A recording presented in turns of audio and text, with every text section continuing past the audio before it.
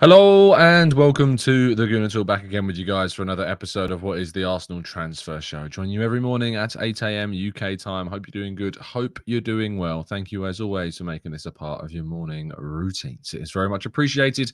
And I hope you had a good start to your week. So I hope you enjoyed yesterday's pre-recorded episode with myself, Drew, and Ben Browning as well. Massive thank you to those two for jumping on late on Sunday night to help me record for what was an absolutely imperative show to record, to discuss in great detail the David Raya situation, how the effects of that are on Aaron Ramsdale, Matt Turner, etc. And I hope that you all enjoyed that. Thank you to all the likes, the subscriptions, and everything else that went on during that show. And yeah, there was obviously big reasons as to why that show was taking place and why that show happened. But yesterday I took part in a rather large event, 72 holes of golf in one day. It was not an easy feat, believe me, but myself and three very good friends of mine managed to complete the challenge. We started at 6 a.m. In the morning and ended up finishing at about 7 p.m. So it was a good 13 hours of walking. Overall, we managed to cover 43.18 kilometers, 54,000 steps, nearly 7,000 calories burned, and we raised over £1,500 for cancer Milan support in memory, in my case, of Vinny, our good friend Vinny, who sadly passed away due to esophageal cancer. And yeah, we managed to raise a lot of money through doing it. But I am relatively broken this morning. It was a really, really difficult challenge. I absolutely underestimated kind of how hard that it was. You are walking the length of a marathon. It is 26 miles. And all while playing golf throughout the entire thing as well. We're going around an 18-hole course 4 times in one day. Obviously, it's I would say it's not as tough as a marathon. Obviously, you're not running it, but what you are doing in addition to actually covering the distance is, you're looking for golf balls that you've lost. You're swinging your club. It was a long day, but managed to get a couple of good scores. Not my best, but certainly my best for that course. And yeah, it was a very, very successful day out in the end. But thank you again to everybody that continued to help support the cause, because it was certainly a fantastic day in the end. So thank you to everybody.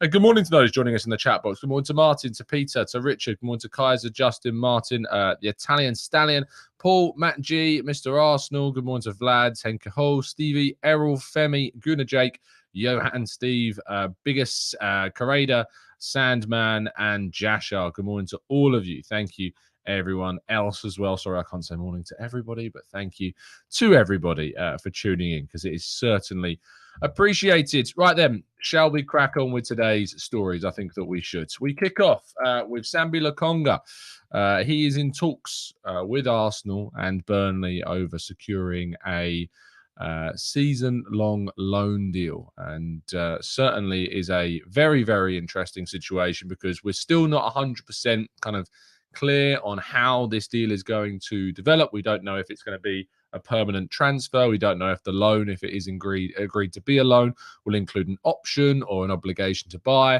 Arsenal will certainly want to be including things like that in any possible deals, so that they can try and get some control over a potential permanent transfer. I've always said that an option that's included in a loan is never the best situation for us.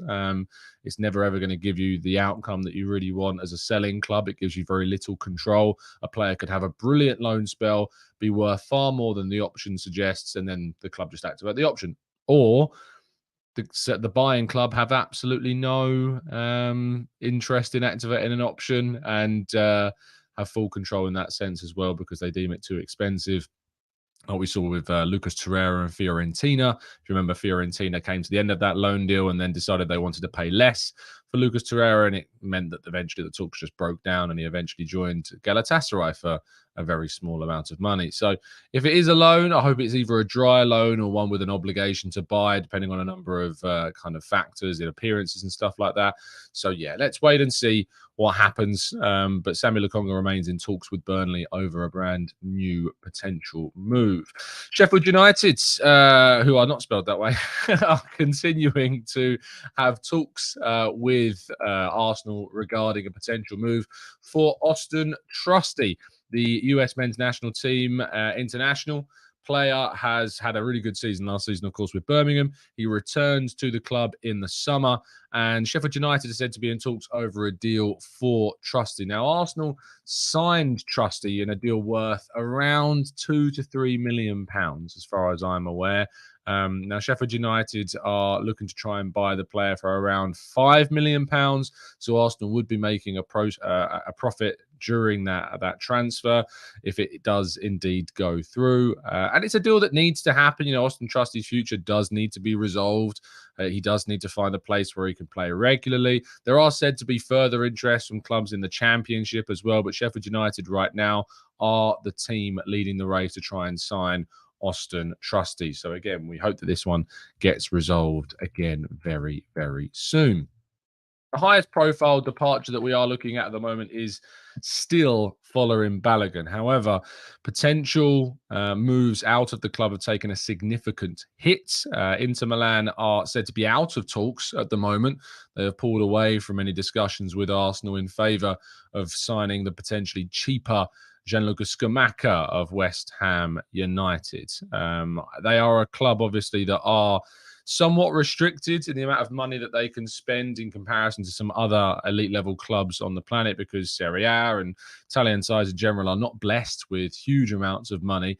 And Arsenal's £50 million asking price is creating, it seems, a bit of a problem. And this is something that I have discussed before. I said at the start of the window that £35 million is what I would kind of expect him to go for in the market. The clubs that are going to be interested in him outside of Europe, it's very unlikely they're going to be able to afford a £50 million deal. What Arsenal have got to be hopeful of is a team in the Premier League, like a Brighton or a Crystal Palace or a Brentford or a Fulham, someone like that, who is willing to spend upwards of £40 million potentially on a player, comes in for Balogun. Otherwise, it's going to be very, very difficult to find a buyer at that level. Potentially a club like PSG, you never know, could end up coming in after they missed out on Rasmus Højlund. Could they now move for Folarin Balogun? I think maybe that's an avenue that we could see explored. So don't be surprised if you start seeing PSG linked with a move for Balogun.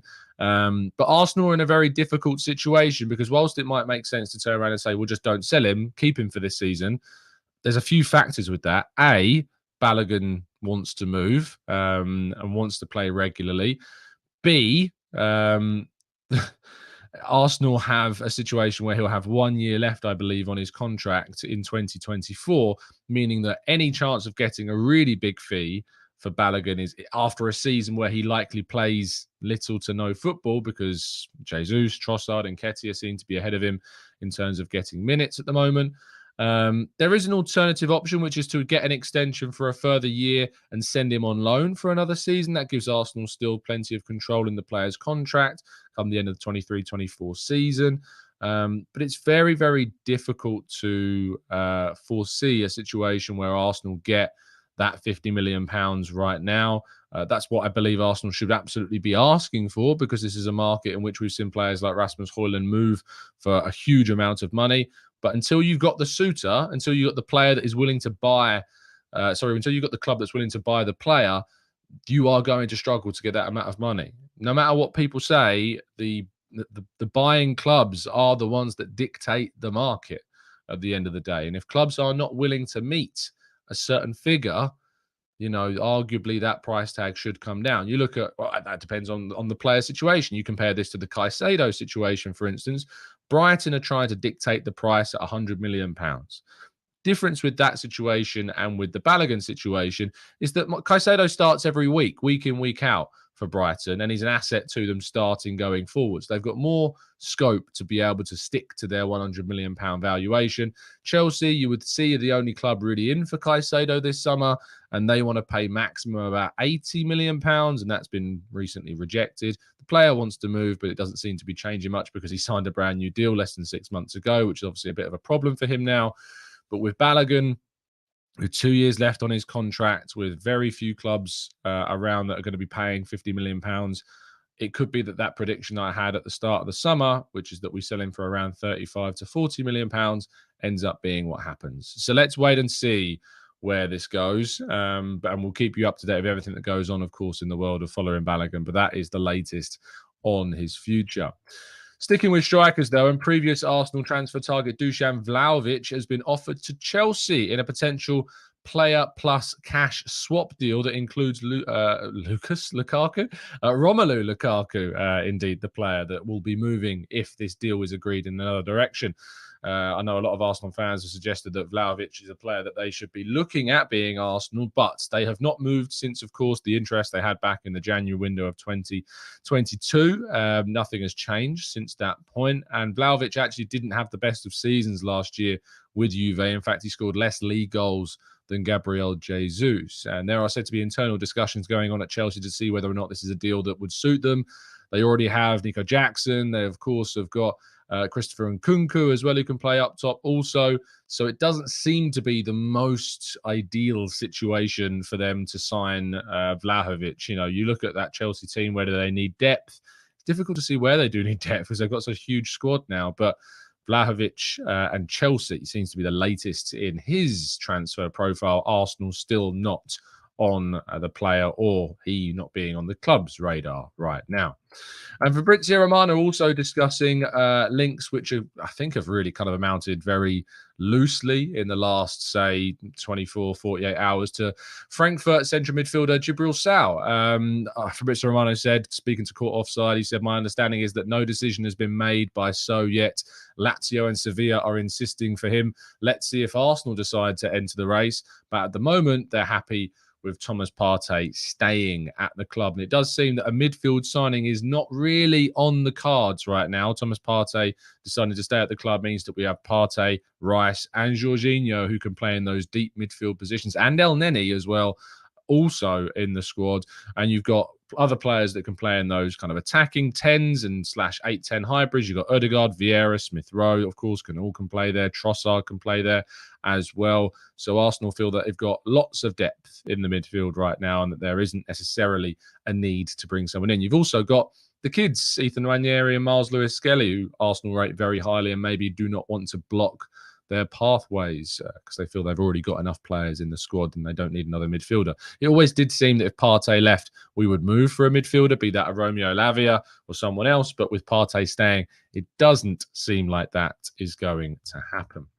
And our headline story transfer incoming wise, of course, continues to be David Raya. Reports suggest that Arsenal are willing to pay around £30 million for David Raya, but Brentford are asking for £40 million is the asking price for the Spanish international. It seems that this is an obvious compromise to be made between the two teams around that £35 million price tag. Arsenal have done well this season to get players under the valuation that clubs have been asking for, getting Havertz for 65 when Chelsea wanted 75, getting Rice for 105 when they wanted 120, and of course getting Jurrien Timber for around 45-ish million euros, and Ajax wanted 60 million euros at the start. So we're hoping that if Arsenal do get a deal done, it's done for a price lower than that £40 million figure. If you want to hear mine and the thoughts of a lot of our kind of regulars on the channel, go listen to yesterday's podcast that we did, the Arsenal Transfer Show, episode 351. Myself, Drew, and Ben discussed in great detail our thoughts around the link to David Raya. So very interesting to see if indeed Raya turns out to be the player that comes into Arsenal, because he has had a fantastic season and seasons for Brentford. It would create significant competition for Aaron Ramsdale, and his situation continues to be very fluid. Indeed, it seems there's no guarantees about any player in this squad, and Mikel Arteta wants to create great competition for the future.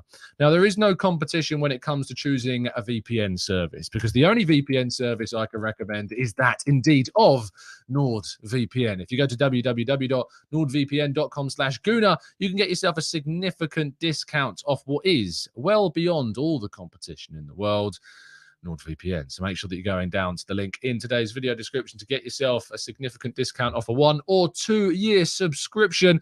NordVPN enables you to keep safe and secure online, keeping those pesky peeping Todd Bowleys away from all the transfer targets that you want to look at online.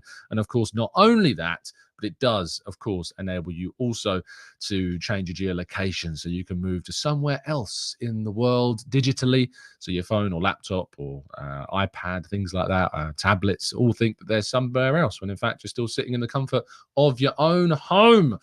Lovely stuff. Let's move to part 2 then, and your questions right after this.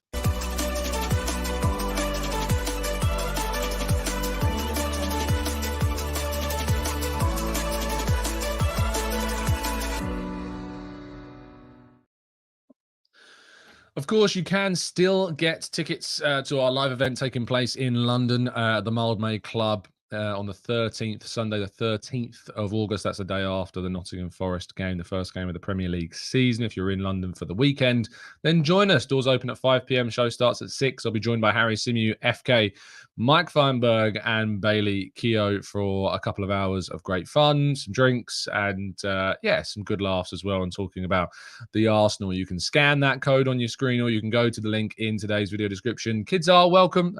You can bring under 18s if you would like. This is a family channel, so we're opening up to families if they would like to indeed come along. But thank you, everybody that's already joined up, and I'm looking forward to seeing so many of you at the Mildmay Club in just less than 2 weeks' time. Exciting times ahead. Right then. Questions, chat box. Bakary Lasagna says, any news on Patello? None. It's gone very quiet, which I think maybe gives you a bit of an indication about where things are on that deal. Penny Ween says, not all heroes wear capes, but why didn't you wear a cape yesterday? Because can you imagine the drag? 72 holes of golf, 26 miles. I don't need extra drag behind me, creating a friction with the air. I don't need that. I just don't need that. Just do not need that at all. Derek says, what do you think of Arsenal's contemplating a move for Napoli star Kavica Kvaratskhelia? I've heard nothing on that. I'd say that's very much a fanciful style link indeed. Pinch of salt is what I would say. Massive pinch of salt. I think I saw the source, which gives you an even bigger indication you need a pinch of salt on that one also.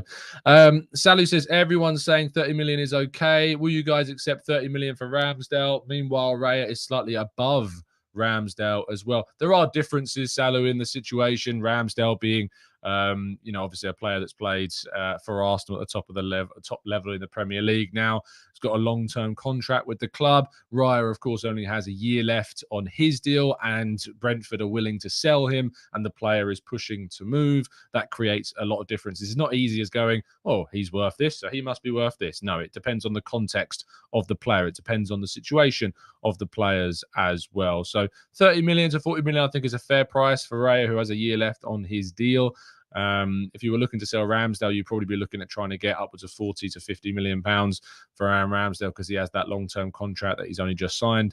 England international, of course, as well, and he's been a starter at Arsenal for the last couple of seasons. So it's obvious why there's a difference in Brentford's in Raya's price being lower than that of Aaron Ramsdale. Benny says Balogun for Vlahovic. Yeah, I mean, interesting that Juventus aren't the club that are interested in Balogun and would rather go for Lukaku. Very interesting, that one indeed. She says, Tom, given the money that we've already spent and considering Saka's cover, do you think that we should explore the possibility of a swap deal for Raya, especially since Brentford has shown interest in Eddie?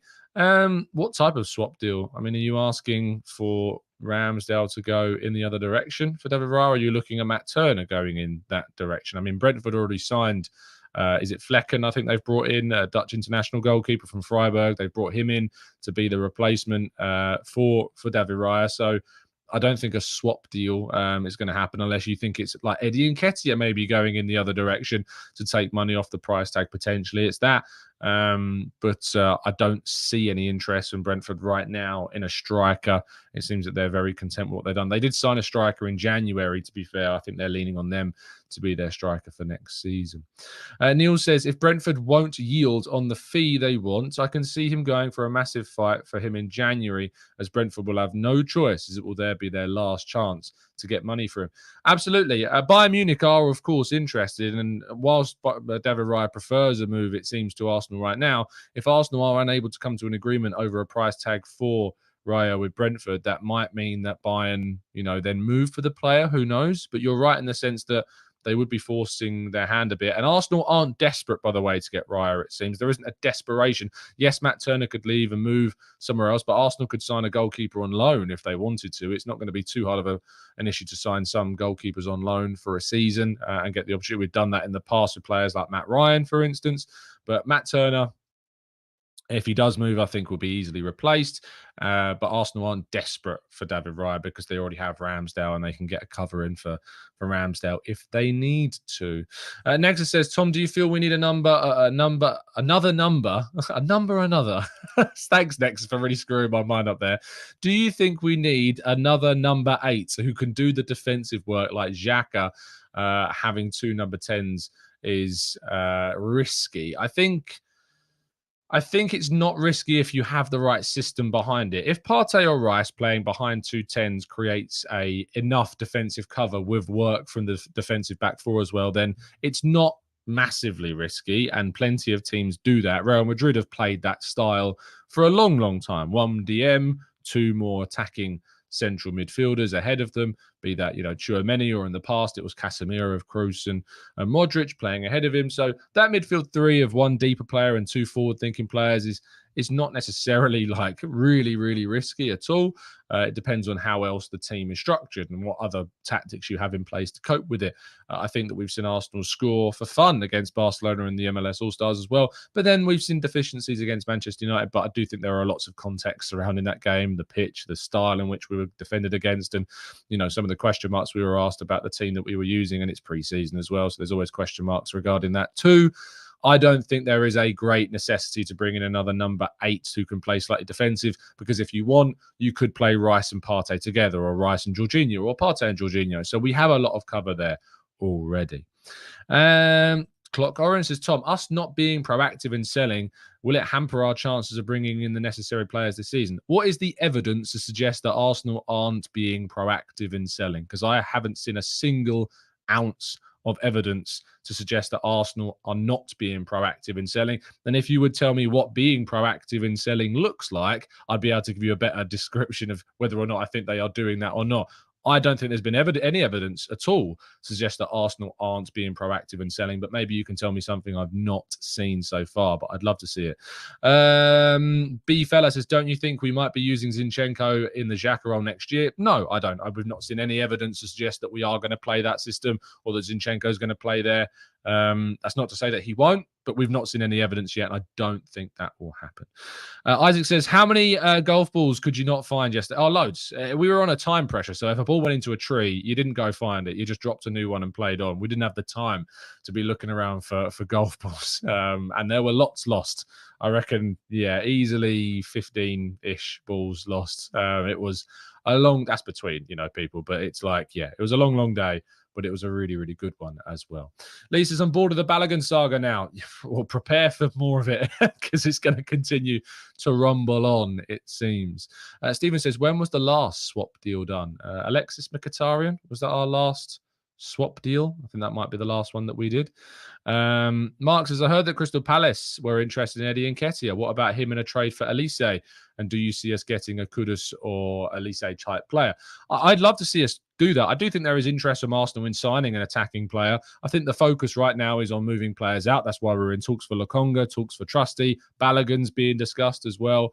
There is a lot of work going on trying to get players out the door. So I think until we've sorted out the outgoings, we may not see, we may not see that change. So there you go. Derek says, how much salt is a pinch or a punch? With rumour of Arsenal having emerged as one of the clubs interested in Dinamo Zagreb's talented defender Josip Sutalo, maybe a bowl of salt seems strong in the back. No, that's not actually one to take with a pinch of salt. Arsenal do have a genuine interest in Josip Sutalo. He's a player that's been on the club scouting radar for quite some time. I'm not suggesting we're going to make a move for him this summer, but the interest in Sutalo is certainly genuine. There is a genuine interest in that player. Stephen says, what is it with all these swap deals? How many clubs have done that this summer by any chance? I mean, swap deals aren't wildly similar, or rather frequent. You don't see loads of them, and I don't think we've seen loads and loads of them this summer, maybe more than what is usual, but it's just more because clubs and money, trying to save money and trying to work things out financially so they benefit one another. So swap deals are fine if they benefit both teams, but it's difficult to suggest that a swap deal will ever benefit both teams in some ways, because both clubs are willing to let the player go in some ways. So how would that benefit them? The ones that you have seen sometimes are like an established player leaving and another club getting a lot of like up and coming players that in return that might be worth the risk in the future. Clock Orange responding says, as we can see, Pepe, Cedric, Nuno, Holding not being linked to anyone, I would not like to terminate their contracts but get some money. I mean, it's not. Again, I need some explanation around what you expect Arsenal to do in terms of being proactive and how you would judge that proactiveness, how you know that they're not being proactive. Pepe, Cedric, Nuno, and Holding are hardly the most advertisable players on the market right now. And as I have said, like a lot, and I've spoken about this a lot on the show, some players are more likely to be sold towards the end of the window because as clubs fail to get primary targets or they face injuries when the season starts, there are players available at the latter stage of the window that they will then move to. The problem that we have with Pepe and Cedric in particular is they're on very big wages, upwards of £100,000 per week. Nuno, of course, has had a really difficult season at Marseille where he had reported issues with the manager. And Holding is, again, not a player garnering loads of interest right now. Cedric has had interest from Spain, to be fair. Villarreal is said to be one of those clubs that have been interested. Nuno, not necessarily as much. West Ham were mentioned. PSG were too, but that's not happening. And Pepe has been linked, I don't think, really with anyone. Pepe is a type of player that I feel like I can see moving maybe to Turkey, something like that. That might be a move for him to consider. But I don't think that we're going to see these players sold too easily. And to point the finger at the club and say they're not being proactive enough is just not a fair representation of the situation. And I think it strikes as a lack of understanding about how the transfer window works regarding sales, which is fine because, you know, it's the expectation that everyone knows everything that goes on or how it works would be unfair. But to say that Arsenal aren't being proactive in sales just because you're not seeing reported links in what is obviously a tiny portion of what is actually seen and reported on, and the reality of what's going on underneath is the iceberg analogy that I use to judge the club based on that and say they're not being proactive. It's just not a fair comment at all. Vira says, completely off the subject, but what are your thoughts on the congressional meetings on aliens? Viraj, I have no thoughts. It's not my field. It is not my field at all whatsoever. So I don't have any thoughts, Viraj. Sorry to disappoint you, my friend. Lars says, what's up with Patino? Not included in preseason whatsoever. He is seeking a permanent exit from the club, Lars. So it's unlikely that he would be included in any kind of squad for preseason. He's actively seeking a move away. And to be honest, yeah, we are very well stocked in midfield. So there wasn't really space for him anyway. Let's go to Mark says, are you hearing anything about our plans for Tierney? From me, he's looked sharp in pre-season appearances. Do you agree? And is it making a difference for his chances to play? Tierney is always and has always been very appreciated by the club. Yes, you might turn around and say, well, if that were true, they would have played him. But the reality of the situation is that he didn't stylistically fit into what Arteta was wanting from a left back when playing Ben White at right back. Now, I think that the acquisition of Yuri and Timber offers Tierney an interesting scenario where if you play Timber, I think you can play Kieran Tierney relatively comfortably. So I think that the club have always appreciated Tierney. They appreciate his professionalism, his commitment, and his quality, but he's just not fit into the style of what they've wanted from a left back when using Ben White at right back. So let's see if when Yuri and Timber's in the team, if Tierney gets more opportunities. But unless the club get a very, very good bid, Tierney will be staying this summer. Daz says, is the club actually responsible for selling directly? It is not. Is it not the player's agent who finds a new club? No, it's all part of the process of both. But clubs can search out potential buyers for their players. Agents obviously will be doing work to try and find buyers for their clients. It's on both parts that you see this. Sometimes the agent will approach clubs to try and garner interest in the player. That club will then approach Arsenal and say that we've been, that we're interested, etc., etc. Or what you might do is get clubs ringing up sporting directors, offering players. There's actually websites out there that clubs can kind of list players on an official transfer market that does exist. There is, like, we talk about the fun of FIFA and the transfer market on FIFA and stuff like that. There is a genuine place where clubs can put players up for sale. But as James McNicholas discusses on his whole show, where he did a brilliant breakdown of what a transfer is and enlightened everyone to the reality of it more so, is that players don't always like be being put on those. But what I would say is that Pepe, Cedric, Tavares, these are players that we know the club want to move on. And I don't think there'd be too many qualms about those players popping up on a website that was just advertised players being up for sale.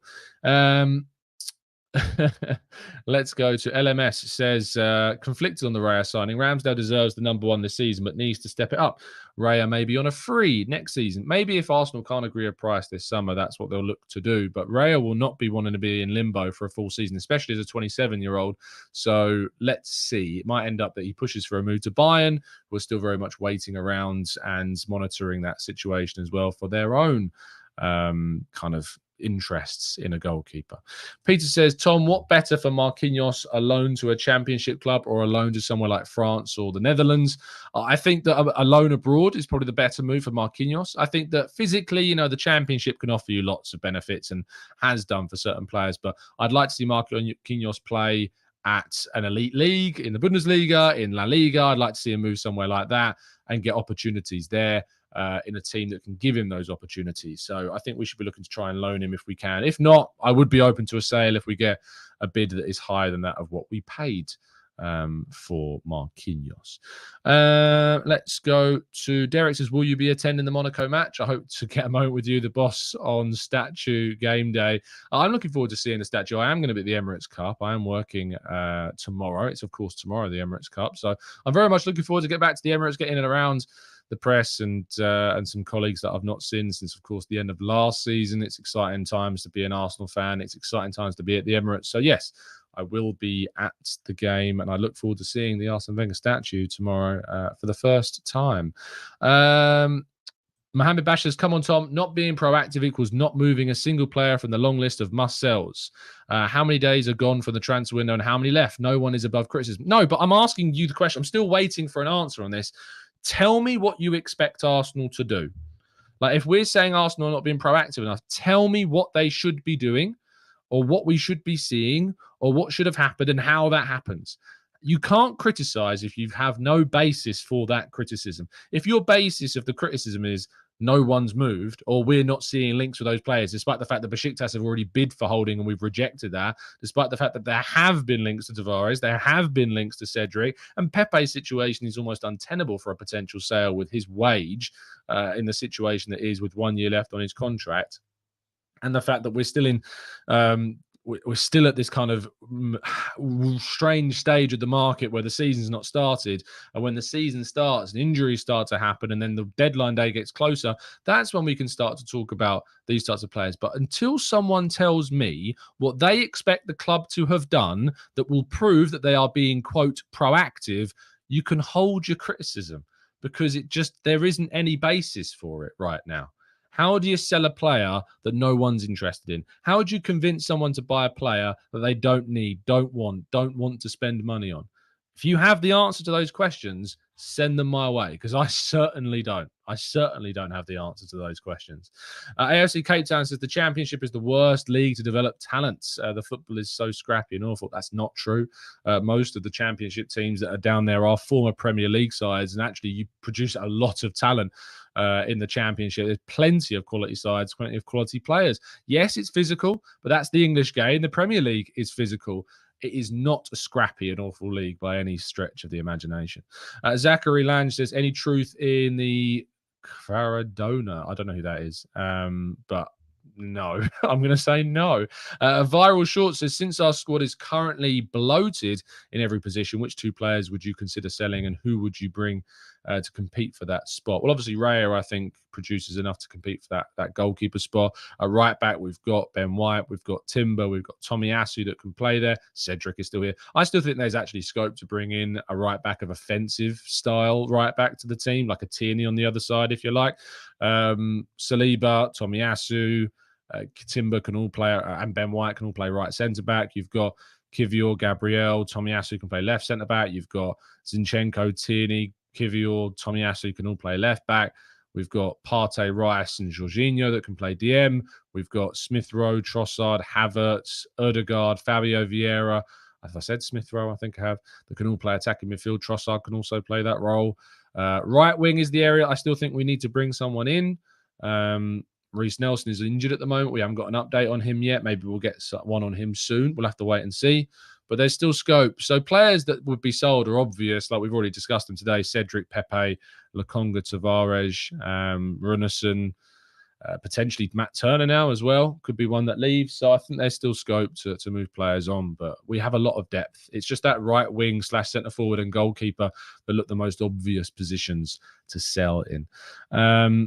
Clock Orange says the club should have done what Chelsea did, is what I'm expecting. Right. So what Chelsea did is they sold Edouard Mendy, Kalidou Koulibaly. Let's have a look at Chelsea's all transfers. Boom, boom. So they've sold Kai Havertz, Mason Mount, Mateo Kovacic, Kalidou Koulibaly, Christian Pulisic, Edouard Mendy, Ruben Loftus-Cheek, Ethan Ampadu, N'Golo Kante, Cesar Azpilicueta on a free, Abdul Rahman Baba on a free, Aubameyang on a free, Fofana on a loan. So if the expectation is Arsenal should have done what Chelsea should have done, right, is Pepe better than... Okay, is Pepe, Cedric, Holding, Tavares, Lokonga better than Havertz? No. Better than Mount? No. Better than Kovacic? No. Better than Koulibaly? No. Better than Pulisic? No. Better than Mendy? No. Better than Ruben Loftus-Cheek? No. They're not better than any of those players. And clubs in the Premier League, being with Havertz, Mount and Kovacic, wanted those players. Players in Saudi Arabia wanted Koulibaly, wanted Mendy. AC Milan wanted Ruben Loftus-Cheek and Pulisic. So if you're asking me that we should have done what Chelsea did, you tell me how we get this witch's bowl and craft up some interest in our players that are like Cedric, Pepe, etc. You tell me the answer. How? That's all I want to know the answer to, is how do we do what Chelsea did? Because that list of players are very different to the list of players that we have got to try and sell. Very, very different indeed. Let's go to Derek, who says, Tom, I have a feeling Eddie will be moved on and an announcement will come out of the blue. Maybe. Let's wait and see. Dan says, hi, Tom. Don't you think criticism of Holding and Nketiah is over-exaggerated? I think Holding can be a good defender for a mid-table or lower table team. Yeah, I think that Holding is a lower end of the table Premier League defender. I think that Nketiah could easily be a striker for a club like Brighton and start plenty of games. Do I think it's over-exaggerated? It depends on the context. If you're talking about the context of Arsenal, is Nketiah good enough to be Arsenal's number one? Is Holding good enough to be Arsenal's starting centre-back? No. Arguably, they're not good enough to be their second choice, at the club either. And I think that Arsenal should be looking to get better players as the number 2 pick at striker and at centre-back. So it depends on the context, Dan. If people are saying that they don't think they're good enough to be a starter or even the number 2, I don't have much of an argument to the contrary for that. But if you're saying that they're not good enough for the Premier League, I would disagree on that level in terms of an argument about those players. Neil says the difference is 90% of their players are miles better than the ones that we want now. It's simply not the same. And that's exactly what I'm saying. Lee says, what do you think will happen to Smith Rowe as we have signed Havertz now, which would surely make him a third choice? I don't like looking necessarily at that position as second choice, third choice. I think they're all in competition with one another in the attacking midfield roles. I think Ødegaard, Trossard, Havertz, Smith Rowe, Fabio Vieira, these are all players that have got to fight with one another for positions, fight with each other for minutes. I think they're all capable of, I know Fabio Vieira's got the most question marks over him, but I think they're all capable of potentially, looking at trying to get minutes as much as feasible possible. If Smith Rowe's on form, start him. If Vieira's on form, start him. If Havertz is on form, start him. You've got to use your best players that are in their best moment. So there's going to be plenty of opportunities as well. Let's go to Jake says, can you see Havertz covering at right wing? Maybe in desperate times, but I doubt it. That's one of the positions in which you really struggled at for me at Chelsea. Boss Buller says, morning, Tom. Great show as usual. I'm going to the Arsenal shop tomorrow to buy my Arsenal kit, and I can't wait for the season to start. Thanks for your content. Keep up the amazing work. Respect to you. Thanks, mate. I hope you enjoy your time at the Emirates tomorrow. If that indeed is the Arsenal shop you're going to, you might be going to the one at Finsbury Park. You may be abroad. There's lots of Arsenal shops abroad as well. Kirill says, hey, Tom, what would be your minimum expectation for Arsenal in this instance? For instance, last day in the Champions League, would that be enough? And top 4 in the Premier League? It depends on who knocked us out of the Champions League. If we get knocked out by a team in the Champions League that I think we should be beating, then we've underachieved in the Champions League. Same goes for the FA Cup. Same goes for the League Cup and the Premier League. In my opinion, we should be the team behind Manchester City in every single scenario. only Man City, in my view, are a better team in England right now. And in the Champions League, you've got obviously Man City, you've got Real Madrid, Bayern Munich are very close, I think, to us, slightly better right now, I would argue. And there are other sides as well that I think you would come up against and go, yeah, I can understand maybe why we didn't progress past them. But that's the expectation. It is going and getting as close to what we can do as feasibly possible, progressing more than what we did last season. I'm not going to put a last eight, a top four on Premier League. It's all about, for me, progressing as a club. The aim is to win trophies, always. The aim has to be to win trophies, but the expectation is about progression and closing the gap between ourselves and the best point at the top. Clock Orange responding again says, Tom, great point. Do you think that us not bringing world class and shopping for cheap, aka the likes of Cedric, Nuno, Sambi, has put us in the situation we're unable to sell them? I think with Cedric, obviously that was a depth signing ages ago.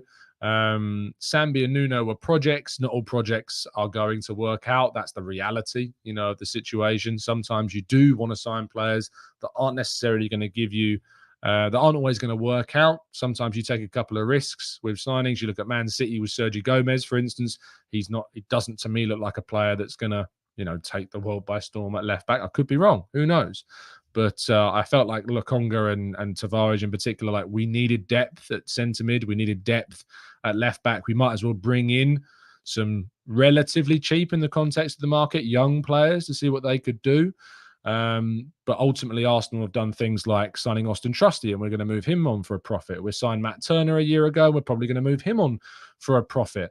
If we were to sell Ødegaard, if we were to sell Zinchenko or Ramsdale, if we were to sell Ben White, if we were to sell Gabriel, if we were to sell Saliba, all these players would be getting huge, huge profits. The benefit is we don't want to sell them.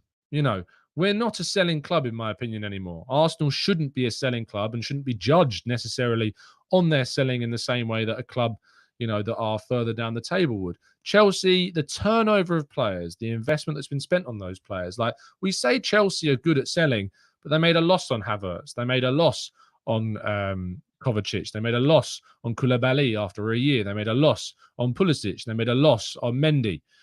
So we say that these clubs are great at selling, but they've made losses in all of those players. So, and yes, we can talk about amortization and all of that, but at the same time, it's not necessarily like, oh, these clubs are amazing. And also, Chelsea have invested huge amounts of money in some young players, like massive amounts of money. If we have a quick look at their youth side, Chelsea under 21s, all transfers. So on their youth side, if Transfermarkt wants to load for me, please. Here we go. They spent, so you think about Casadei that was brought in, you think about Amari Hutchinson that they invested a lot of money on wages into. It's now just gone on loan, I think, to Ipswich. They keep bringing in these really young Andre Santos, of course, who looks all right, to be fair to him, but we haven't seen enough from him as a player. They're signing this guy from Rennes that I'm not going to try and pronounce his name off the top of my head because I will get it wrong and embarrass myself. But those deals have to work. Angelo, they signed from Santos for 15 million euros. Who else is there? That David Datro Fofana, they signed for around 10 million pounds. Gabriel Slonina from Chicago for 9 million euros. They spent 3 million euros on that Zakaria loan and never got anything at all from it. How much they spent on Wesley Fofana, and of course he's had massive injury issues. They spent a lot of money on Cucurella, doesn't look very good at the moment. So there's big problems, very big problems still for that club, and they need to sort out a lot that's going on there. They've made some good deals this summer. Nico Jackson I like, and Kunku I think is obviously a really good signing, but they need to sort out that squad still and get the best in those players. And who knows, maybe Pochettino will be able to do it. Viral says, hey Tom, my question regarding every position, sell two and buy one, was too broad. Can we do only striker, left wing, and the mid positions? Example, the striker we sell is Eddie or Flo, and then we buy Vlahovic or Felix. I think if you sell one, buy one, striker is probably that area. You sell Balogun or Eddie and Nketiah, you buy one. I think maybe you sell both and buy one centre forward because Trossard can play there, Havertz can play there. I think left wing, you're probably right, again, is another position you would sell one, buy one. The positions in which we need to buy one are right wing and goalkeeper, arguably, if Matt Turner does go. So they're the two positions that you think you'd still be looking to sign. I know some people think midfield. I personally don't. But I think that's certainly another position that people are talking about. Penny Wins to see y'all at Tollington tomorrow. It seems some of our TGT regulars are going to be meeting at the Tolly tomorrow. Also, we'll be at the Tollington on Friday evening for a Gooners versus Cancer event hosted by our good friend Mike Feinberg. So you'll be able to find us there as well. Right then, let's end the show there. Thank you so much, guys, for tuning in. Very much appreciate your time as always. I hope you had a fantastic start to your week. You continue to do so. And I hope that, of course, if for those of you that haven't already bought your tickets to our live event in London on the 13th of August, the Sunday at the Mildmay Club, please do link in the description or scan that code on your screen. Have a fantastic day. Drop a like on the video, subscribe to the channel if you're new around here with those notifications turned on so you never miss a show. But other than that, it's been a real pleasure. And as always, up the Arsenal.